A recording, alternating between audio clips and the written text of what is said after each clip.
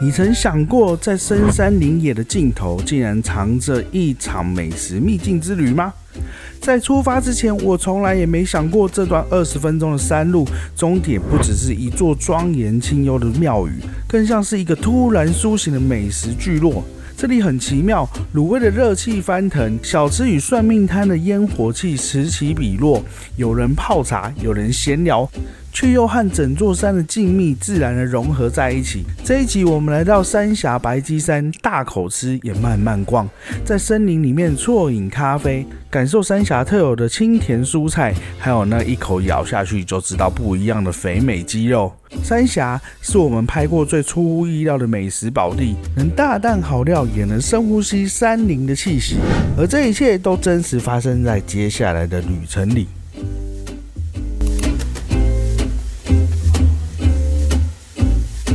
我們今天來到三峽白雞山的白雞公，要吃爆美食。你聽到這樣子可能會覺得蠻奇怪的，明明就是個拜拜的地方，怎麼會吃爆美食呢？而且重點是，講到三峽，你會想到說吃美食應該老街啊或市區去吃啊，怎麼會是這種聽起來很偏僻的地方，還在山裡面，然後又是拜拜的地方？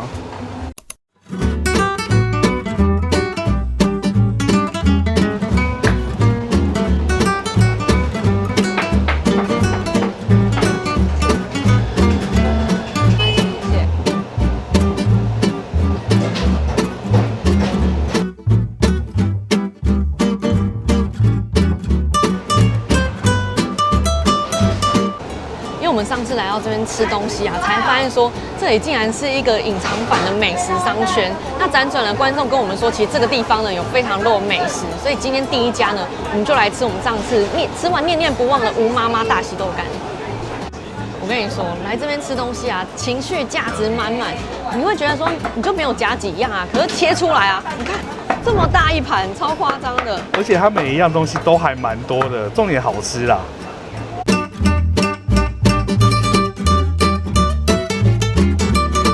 這邊第一個必點呢，當然就是大溪豆乾了。這個豆乾呢，它原本就是非常大塊扎實，即使它切成片狀，你放在嘴巴裡面，還是可以感覺到那個綿密的口感，還有豆香。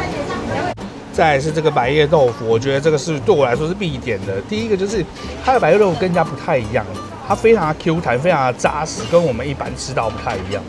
一般來說，我自己是不太點這個，因為你喜歡吃。那再來呢，是我覺得它顏色看起来非常的深沉啊，吃起来真的是很 Q 彈，可以哦。全部裡面我最喜歡的是花乾，那花乾咬下去呢，跟水龍頭一樣，嘩嘩滷汁一直流。這個東西的滷汁好不好吃呢？你看花乾就知道了。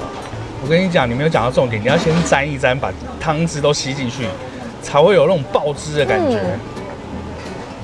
杏鮑菇也是我來這邊會必點的。非常的滑嫩，然後咬進去啊，爆汁。它那個叫水嫩，因為咬下去真的是很水嫩。你看這個蘿蔔也是重點之一，雖然說滷汁很深沉啊，可是也沒有搶走蘿蔔的甜味，而且它已經切得蠻厚了，竟然還可以透光。我跟你講，這個東西爭議非常大，這是筍子，蠻多人點，因為通常人家都會覺得貴，可是我覺得它超值得點的。所以這個東西呢，你只要點，老闆都會先提醒你說，這個東西現在這個要多少錢哦？那你要嗎？我一定會要的，而且他切了一個台灣的形狀，超愛的。這樣？剛剛就是了。這樣嗎？跟大家講這邊點餐的小秘訣，就是點那些很會吸汁的東西，絕對是沒有錯的。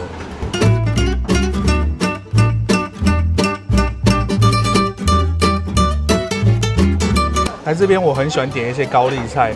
因為我覺得它吃起來不比炒的還要差，它的滷汁啊可以帶出它那種高麗菜的甜，重點是我覺得帶一點點中藥味的滷汁跟那個甜味真是非常的搭。最後這個金真的是相機福利，剛剛被老闆認出來了，拜託你們分量都這麼大，我怎麼吃得完啊？老闆還請我們喝了隔壁的金桔檸檬，裡面檸檬超多的，非常真材實料啊，謝謝老闆啊。我跟大家講啊，它的辣非常好吃啊。喜歡吃辣的一定要吃，因為太太不太吃辣，所以他就忽略了這件事情。很辣嗎？我說不辣，你信嗎？我試試看，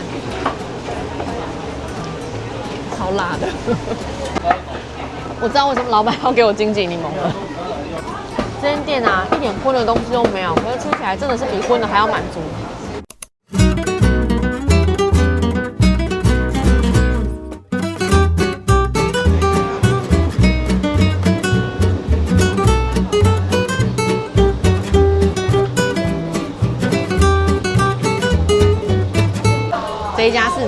切仔麵，雖然說它的評價數不多呢，不過下面評價都很好。大家來都是來吃它的臭豆腐的，很多人說呢，他從小吃到大，或者是他每來白雞公就必吃臭豆腐。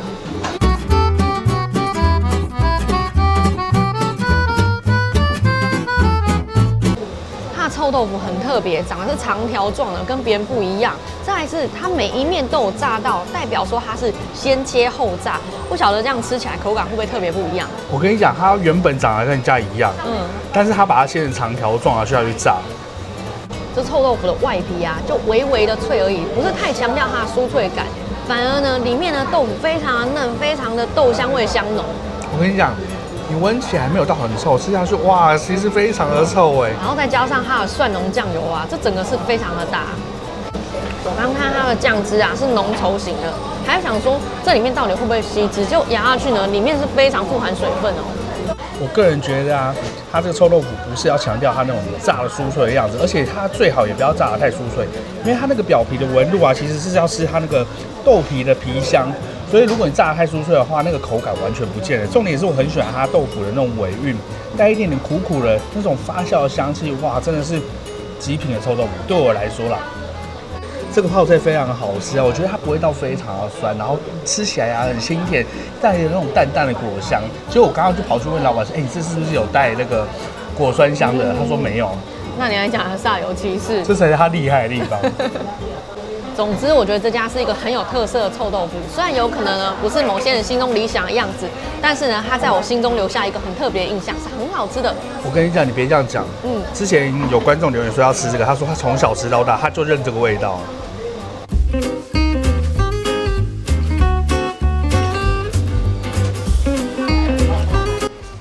大家看一下這個環境，不管你是坐在店裡面向外面呢，還是面向這個中庭呢，它吃飯都非常的有感覺。說真的，你從開車啊，在外面那條路經過的話，你根本不會想象到裡面會是長這個樣子，竟然有一個小天地在這。我們今天是平日的時候來的，剛到的時候呢是中午時間，這邊吃飯的人還蠻多的哦。你們看，往這邊上去呢就是白雞公，等一下再跟大家介紹。這裡真的是一個很神奇的地方，完全是台北行天宮和關渡宮的綜合體。明明人在深山，卻有一整條超熱鬧的滷味街和算命攤，空氣裡全部都是豆乾香跟各種小吃的味道。路邊那些寫着青草藥頭的招牌，很多名字我都連看過都沒看過。這種廟口的喧囂味，躲在山裡反而有種說不出來的酷。你不親自來一趟，真的很難想象山裡面竟然會藏着這樣的江湖氣。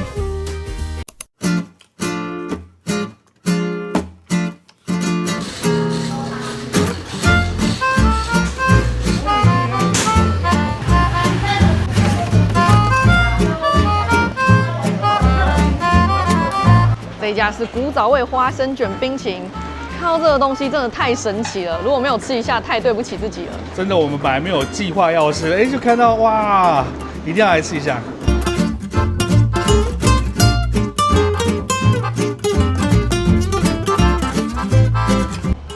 哇，它的花生糖好好吃哦，非常的香，也不太粘牙哎。我剛看老闆在制作的時候啊，想說哇，這個花生糖呢，給到這個半個貝殼這麼滿，然後另外一個貝殼又裝冰淇淋。他等下2個真的裝了起來啊！沒想到他就硬生生的給它壓在一起了。我跟你講，這根本就是一個漢堡。沒錯。你想說，漢堡這麼小顆？我跟你講，現在麥當勞的漢堡都沒有這個大顆。老闆也是說這個叫做漢堡，可是其實這個外皮呢，它吃起來非常像日本的和果子，叫做最終的那種口感。對，但它應該不是啊。對啊，現在這種東西呢，其實已經非常少出現。老闆說他這個貨呢蠻難叫的，他要特別跑到新竹去拿才有。你咬一口給大家聽聽看。哇！很酥脆的聲音，大家可以吃。不過老闆說現在銷量比較好，還是潤餅的那個皮才是銷量最好的。但我的話，每次經過這個我就會吃一下這樣子啊。如果沒有的話，我也會吃潤餅的。如果有肚子的話，我會2個都吃起來。我現在可以繼續再戰了，剛剛吃好飽，現在又餓了。那這家的重點呢，我覺得就是他們花生糖自己炒的非常好吃，給的不手軟，一定要吃起來。我跟你講，剛剛隔壁的大姐啊，非常的活潑。她說我的寶石漂亮嗎？拍一下，拍一下，我就給她拍一下。你看，吃完就可以得到滿滿1包的花生糖，要把它倒到嘴巴裡面去。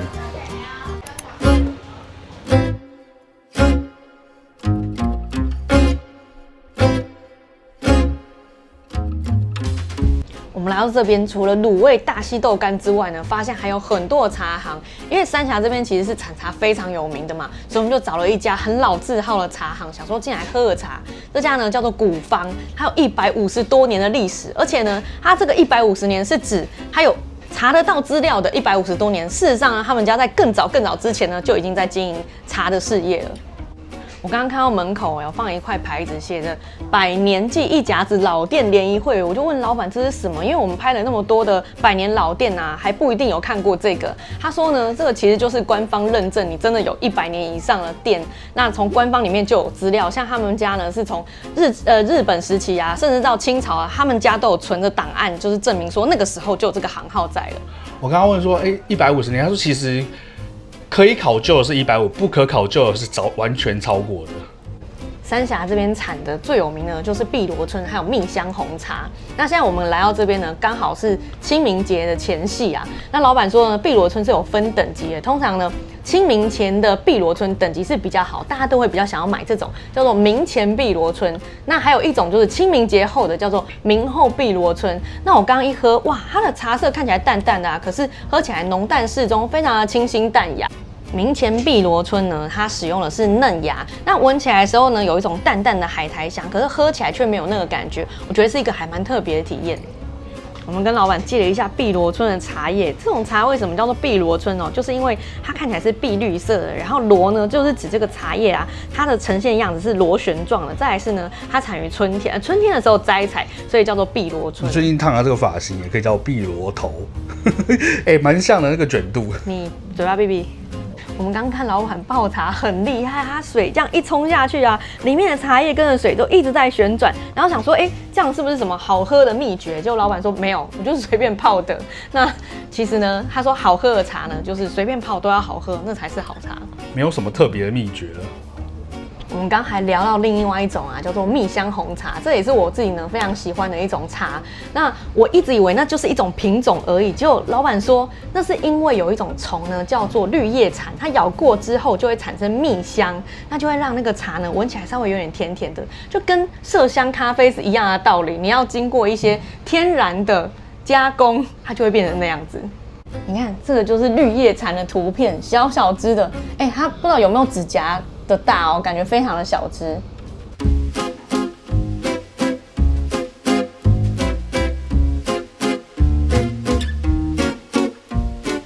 我們是小時候看《還珠格格》長大的那一代啊。剛剛講到碧螺春，我就想到那戲裡面不是都演說乾隆最喜歡喝碧螺春嗎？結果呢，老闆馬上就接說：“我跟你講，我們家以前是真的做過貢茶的，這個超值得拿來說嘴的經歷哦。而且啊，老闆超級年輕，才20出頭歲而已，他是他們家的第7代的經營者，已經接手了。我真的是非常的驚訝，因為現在呢，傳統產業說真的很少看到這麼年輕的經營者了。我跟你講，你看那個第6代。”跟我們同年，我們都可以當他爸了。我們是同一輩的，才差幾歲而已，青出於藍了。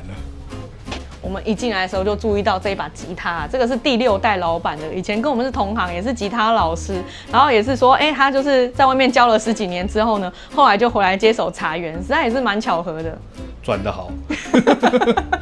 我們買了一盒碧螺春，它的包裝非常的漂亮，這拿來送禮啊，也是很體面的。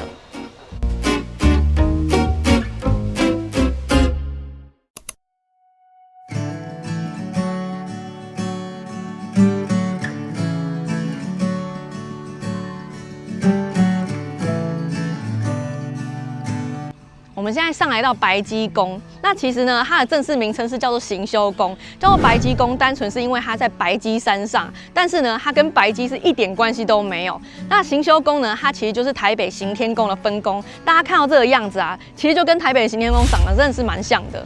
不能說是一樣，是完全一樣。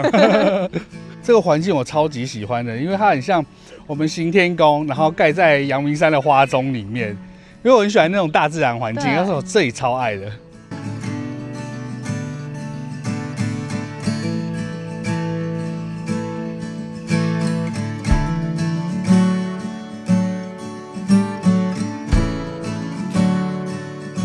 我們剛剛進去拜拜，求了一支籤。這邊主要供奉呢是關聖帝君。那一般我們所熟知的關聖帝君呢，手上應該是拿關刀，但這邊的關聖帝君他卻是拿春秋。聽說他是以春秋來作為他的行為準則，主要呢就是說你要有武藝啊，也要有武德。我剛剛求到了下籤，非常的糟糕。我先不告訴大家我求什麼好了，上面寫呢以守舊，不可妄為。所以今年呢，我們還是乖乖的好了。会看到我們今年很乖，我們一直都很乖啊。對啊。關於行修宮的成立呢，其實有着一段有趣的故事。當時在這邊呢，有一個經營礦業的企業家，叫做黃從。這個行修宮呢，是他一個人獨立完成的，非常的厲害。那當時呢，這個地方發生了一些瘟疫，那大家呢就是急於求神拜佛。後來呢，就是拜到這個關聖帝君呢，覺得他非常的靈驗，疫情因此解除了，所以大家就來成立了行修宮。黃從先生除了建廟之外呢，還做了很多的善事，這個網絡隨便一查都查得到。最重要的是呢，他後來還成為了行天宮3宮的總住持。這邊推薦大家天氣好的時候可以來這裡看夕陽，或是看它晚上點燈的時候，非常的漂亮。夕陽我記得我們上次有看過。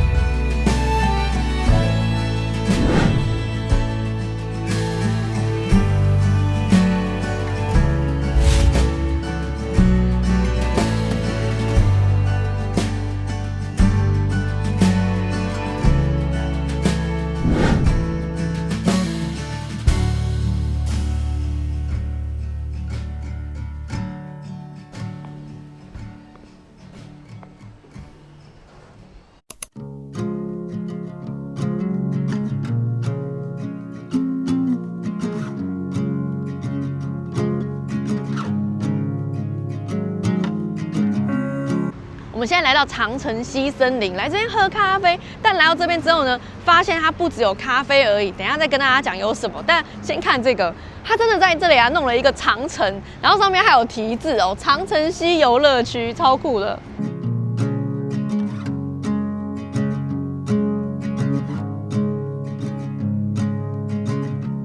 剛進去看過，室內的位置感覺蠻舒適，不過竟然來到一個叫做森林的地方，當然還是要坐外面嘍。所以我們去看看嗎？我們來到這邊，真的有一種被山林擁抱的感覺，因為它下面就是露營場。不過我覺得我們坐在上面喝咖啡就已經很舒服了。剛停車的時候看到人家在那邊打匹克球，然後我們就問了一下老闆說：“這個匹克球呢是要付費租用場地還是怎麼樣？”他說：“不用，就是免費提供，甚至你沒有匹克球的話呢，他這邊也可以借你。”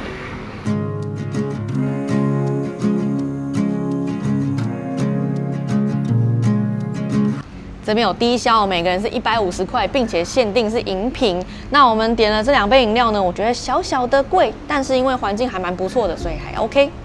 這一杯是焦糖烤奶拿鐵，我覺得咖啡還蠻好喝的。重點是呢，可以吃到上面糖粒一粒一粒的感覺，然後還有焦糖也蠻香的。這一杯是鍋煮奶茶，我是一個很喜歡喝奶茶的人。剛點單的時候，他也特別跟我說，我們的奶茶沒有加糖。我說好，那我要。真的還蠻順口的對，可是它是那一種奶味比茶味還要濃的奶茶。那如果你是喜歡茶味比較重的話呢，這個就可能不符合你的標準了。不過它這2杯我剛剛喝了，我都覺得蠻好喝的，所以好喝就不算貴，因為我喝過很多180、200的都非常難喝。我們現在是傍晚的時候來，稍微有一點點涼意。如果再早2個小時呢，坐在這邊應該非常的舒服，風吹過來啊，竹林搖曳的樣子啊，哇！我坐在這裡，整個人都鬆起來，完全不想再做任何事情。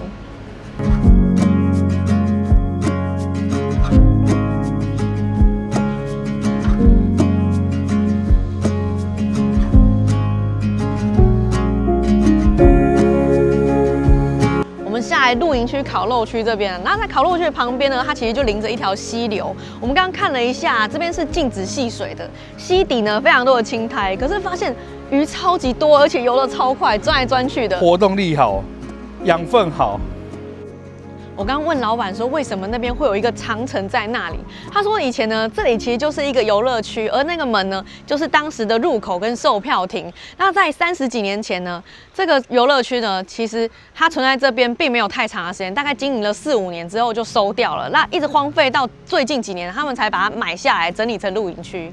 住在這附近的人應該感覺像我們住北投那邊的人以前知道那個明德樂園那種感覺，存在不是很久，然後可是卻很有印象。我有注意到它牌匾上面寫民國77年嘛，那個時候我都還沒出生嘞。我那時候我才3、4歲而已，不知道有沒有觀眾有這個印象呢？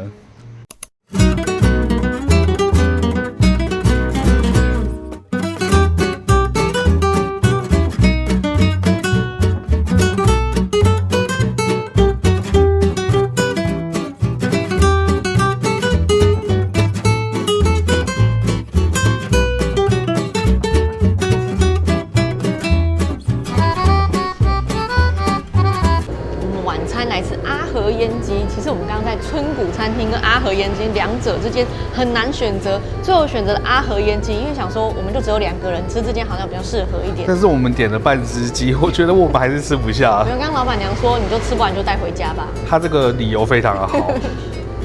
這2間餐廳在當地都算是蠻有名的餐廳，重點是他們都很好停車，有很大的停車場。像阿和啊，它除了有大菜之外呢，你要熱炒也有熱炒，甚至還有排骨飯啊、水餃這種比較小吃的東西。所以單人友善也可以有哈。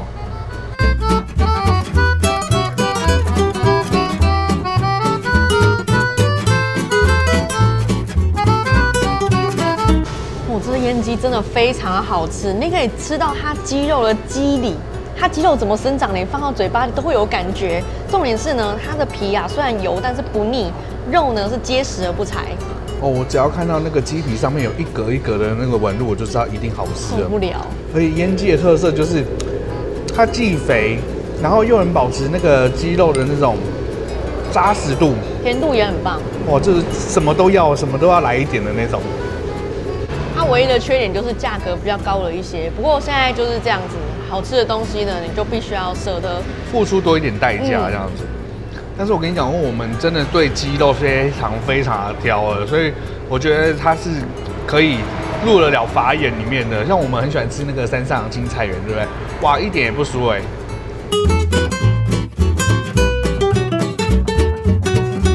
為了飲食均衡呢，我們點了一盤菠菜啊。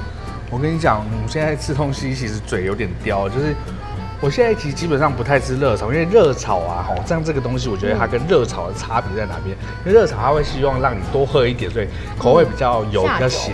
對，那它這個是口味非常的適中，然後不會太鹹，而且不會太油。所以我覺得我現在對於一間好餐廳的一個個人喜好的標準，好吃，炒青菜我愛。只要點雞肉，老闆就會附贈一盤醃蘿蔔給你。這個蘿蔔呢，其實它醃得蠻鹹的，可是越咬後面，原來蘿蔔的那種甜味就會越來越跑出來。那我覺得搭配白飯啊，還有雞肉一起啊，是很完美的搭配。